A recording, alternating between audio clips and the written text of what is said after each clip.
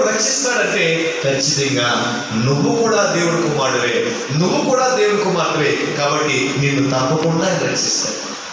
ఆమె వాస్తవానికి ఈ సౌలుగా ఉన్నటువంటి వ్యక్తిని రక్షించడానికి మనం ఆ ప్లేస్ లో ఉంటే ఖచ్చితంగా గుడ్డోడు అయిపోయాడు కాబట్టి ఏ కత్తో పట్టుకెళ్ళి దానికి చంపేది మళ్ళీ. ఎందుకంటే క్రైస్తవుల మీద అప్పుడు జరిగించేటువంటి భయంకరమైన దాడులు అలాంటివి. కానీ అలాంటి వ్యక్తిని కూడా ప్రేమించగలిగే మంచి మనసు నా యేసయ్యకి ఒక్కడికి మాత్రమే ఉంది. ఒకరికి రాత్రి ఇక్కడ కూర్చుని మనలో చాలా విధమైనటువంటి బాధల చేత, చాలా భయంకరమైనటువంటి మనం చేసినటువంటి గత పాపాల గురించి ఆ ఆలోచన కలిగి, నేను దుర్మార్గుడిని, నేను భయంకరమైనటువంటి వ్యక్తిని, నేను భయంకరమైన పాపంలో ఉన్న వ్యక్తిని, నన్ను దేవుడు క్షమిస్తాడా, నా పాపం దేవుడు క్షమిస్తాడా, నన్ను దేవుడు చేర్చుకుంటాడా, అసలు నా ప్రార్థన ఇస్తాడా అని అనుకుంటే కనుక ఒకవేళ రాత్రి ఈ సందేశము నీ కొరకు స్తోత్రం కలుగును గాక. నిన్ను కూడా దేవుడు ప్రేమిస్తా ఉన్నాడు. నీ పాపమును కోరుకోవడానికి చనిపోయాడు. నేను కూడా ఆయన రక్షిస్తాడు. నేను కూడా నీ కలిగినటువంటి ప్రతి ఇబ్బంది నుంచి, బంధకం నుంచి, బలం నుంచి ఆయన్ని ఖచ్చితంగా విడిపించగలిగిన వాడు, రక్షించగలిగిన వాడు, అద్భుతమైన మేలులో నీ జీవితంలో, నా జీవితంలో చేయగలిగిన సమర్థుడైన దేవుడైనా. ఆమె ఇలాంటి క్రూరమైనటువంటి వ్యక్తి, యేసు ప్రభుకి వ్యతిరేకంగా బ్రతుకుతున్న వ్యక్తిని ఎప్పుడైతే దేవుడు దర్శించాడో అతను బ్రతుకు మారిపోయింది. ఈ రాత్రి ప్రభు మనం దర్శించాలని ప్రార్థన చేద్దాం. ప్రభు మనలోకి రావాలని ప్రార్థన చేద్దాం. ప్రభు మన గృహంలో ఉండాలని ప్రార్థన చేద్దాం. ఎప్పుడైతే దేవుడు మనం దర్శించడం ప్రారంభిస్తాడో, ఎప్పుడైతే దేవుడు మన గృహంలోకి రావడం ప్రారంభిస్తాడో, ఎప్పుడైతే దేవుడు మనలో ఉండడానికి ఇష్టపడతాడో అప్పుడు అన్నిటి నుంచి కూడా విముక్తి కలుగుతూ ఉంటుంది. అన్ని బంధకాల నుంచి విముక్తి కలుగుతూ ఉంటుంది. ప్రతి శోధ నుంచి విడుదల కలుగుతూ ఉంటుంది. ప్రతి శాపం నుంచి విడుదల కలుగుతూ ఉంటుంది. ఇతను భయంకరమైన పాపంలో ఉండేటువంటి వ్యక్తి. అలాంటి వ్యక్తిని ఎప్పుడైతే దేవుడు దర్శించాడో, దర్శించిన నాటి నుండి తన బ్రతుకు మారిపోయింది, తన జీవితం మారిపోయింది, తన ఆలోచన మారిపోయింది, తన అలవాట్లు మారిపోయింది, తన లక్షణాలు మారిపోయింది, తన గుణగణాలు మారిపోయినాయి. ఈరోజు ఒక వ్యక్తి పూర్తిగా మారాడు అంటే దాని అర్థం ఏంటో తెలుసా? నీ ప్రవర్తనలో మార్పు ఉంటుంది, నీ మాటలో మార్పు ఉంటుంది, నీ చూపులో మార్పు ఉంటుంది, నీ ఆలోచనలో మార్పు ఉంటుంది. ఎప్పుడైతే ఈ మార్పు కనబడ్డదో అప్పుడు మాత్రమే వారు దేవుడి పిల్లలుగా మార్చబడ్డారన్నాడు. అది ఒక గొప్ప నిదర్శనం. ఇతను దేవుడి కొరకు సాక్షిగా బ్రతకడానికి, దేవుడి కొరకు ఒక అద్భుతమైన తీర్మానం తీసుకుని ఇప్పుడు చెప్తున్న మాట ఏంటో తెలుసా? గతంలో అతను భయంకరమైనటువంటి ఆ దుర్మార్గుడే, నరహత్య చేసిన వాడే, భయంకర పాపము ఊపిలో ఉన్నవాడే. కానీ ఎప్పుడైతే యేసు ప్రభు దర్శించాడో ఆ దర్శించిన నాటి నుండి ఇతరంతా ఉన్నాడో దేవుని కొరకు ఏమైనా పర్వాలేదు అని చెప్పి ఆయన మాట్లాడు తెలుసా? 7 వచ్చింది. అయినను ఏవేవి నాకు లాభకరమై ఉండడో వాటిని క్రీస్తు నిమిత్తము నష్టముగా ఎంచుకుంది. ఎంత అద్భుతమైన మాట తెలుసండి.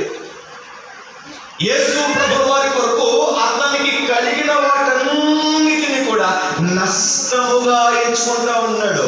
బహుశా అతను మనకలాగా పేదవాడు కాదు, ఆయన ధనవంతుడైనటువంటి వాడే, మంచి ఆ వంశానికి చెందినటువంటి వాడు, మంచి పేరు ప్రఖ్యాతులు కలిగినటువంటి వాడు.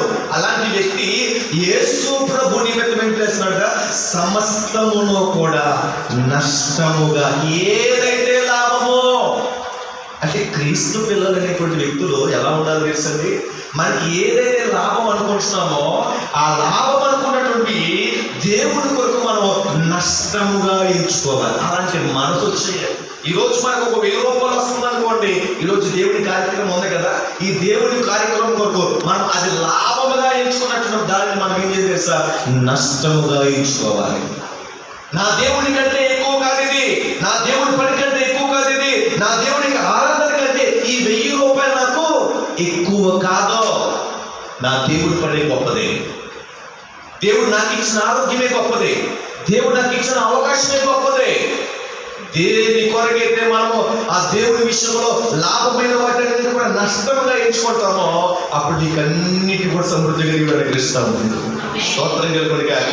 ఇందు వచ్చినాడు కదా, నిశ్చయముగా నా ప్రభువైన యేసు క్రీస్తును కూర్చిన అతి శ్రేష్టమైన జ్ఞానం నిమిత్తము సమస్తమును.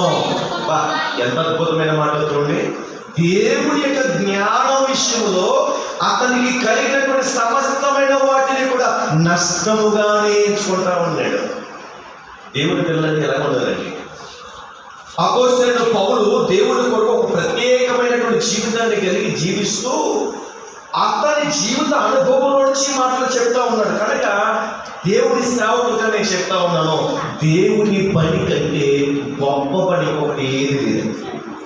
దేవుణ్ణి ఆరాధించే పని కంటే ఇంకొక గొప్ప పని ఏది లేదండి.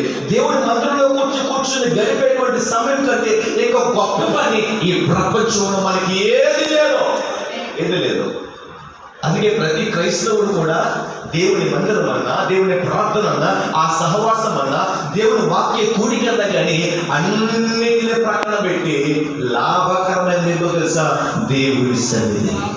ఆ దేవుని మందిరము, దేవుని సన్నిధి అనేటువంటి విషయాన్ని గుర్తించుకుని ఆయన దగ్గర కలపగలిగినప్పుడు ఆయన అన్నిటి మనకి సమృద్ధిగా ఇవ్వగలిగిన గొప్ప దేవుడై ఉన్నాడు. ఆయన స్తోత్రం కలుగును గాక.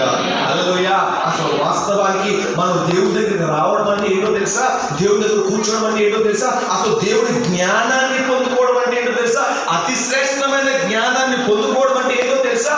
ఇక్కడ అంటా ఉన్నాడు యోహాను సువార్త 17వ అధ్యాయము 3వ వచనంలో ఒక అద్భుతమైన మాట కనబడుతూ ఉంటుంది. యోహాను సువార్త 17వ అధ్యాయము 3వ వచనంలో ఒక శ్రేష్టమైన మాట కనబడుతుంది. చూడండి, అద్వితీయ సత్య దేవుడైన నిన్ను నీవు పంపిన యేసుక్రీస్తును ఎరుగుటయే నిత్య జీవము. అంటే దీని అర్థం ఏంటో తెలుసమ్మా?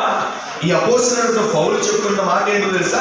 నిశ్చయముగా నా ప్రభువైన యేసుక్రీస్తును గురించిన అతి శ్రేష్టమైన జ్ఞానము నిమిత్తము సమస్తము నష్టముగా ఎంచుకుంటున్నానని ఎందుకు చెప్తున్నాడంటే, ఆ జ్ఞానమైనటువంటి దేవుడు ఎవరో తెలుసా?